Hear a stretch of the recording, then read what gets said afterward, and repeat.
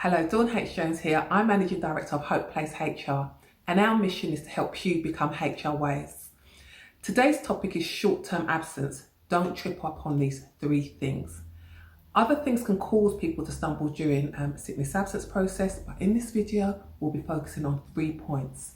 Number 1, short-term sickness absence trigger points. Number 2, unauthorized absence. And number 3, failure to provide certificates promptly. Let's dive in. Short-term absence trigger points. Some managers and staff are not entirely sure of their organisation's short-term sickness trigger points.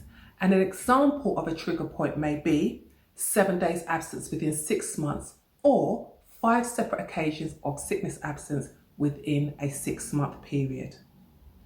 And the issue is when managers aren't aware of sickness absence triggers or the short-term sickness process overall, typically several things happen.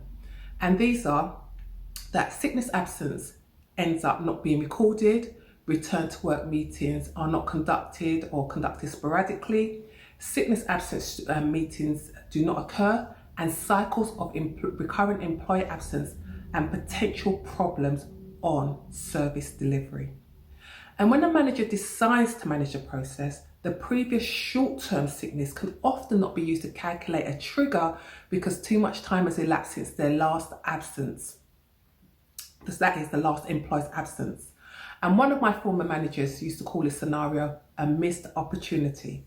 So, if you're a manager, ensure that you familiarise yourself with your organisation's policy, you attend sickness absence training, and you keep clear records, and you hold the required meetings promptly and consistently. And if you're an employee, it's crucial to know what the short-term sickness absence triggers are and whether you are close to triggering. And if you are, consider whether you need support from a manager, such as flexible working to improve your attendance. And please understand that short-term sickness absence can add up real quick, and it's easy to end up in a formal process quicker than you think. So keep an eye on your attendance and ask your manager for help if you need it. So, number 2, unauthorized absence. Well, unauthorized absence is when an employee is absent from work and fails to report their absence or follow the reporting protocol within a reasonable time frame. And if a manager is concerned, they may contact the employee's next of kin, and we used to call these welfare checks. Now, depending on the circumstances, a manager may also visit the staff member at home or contact the police. But in my experience, the last 2 actions only occur in exceptional circumstances. But the point that you need to know is that unauthorized absence can result in disciplinary action and the suspension of your pay.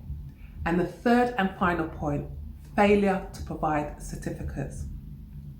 Please remember to submit certificates in line with your organisation's policy.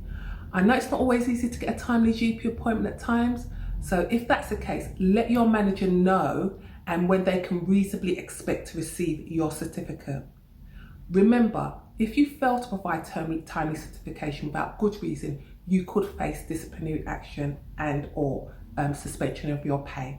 So in summary, managers and employees should familiarise themselves with the organisation's short-term absence trigger points and short-term sickness procedure. Number 2, unauthorised absence and failure to provide certificate promptly can result in a suspension of pay and or disciplinary action. Now, I know that managing sickness absence can be daunting, and I'll be running how to read the sickness absence policy classes throughout this year. Join me and increase your policy knowledge. I'll put the details in the links below. Alternatively, if you want a one-to-one session or you'd like to arrange a group session, give me a shout, and again, I'll put the details in the links below. In the meantime, please remember to be HR wise. Bye-bye.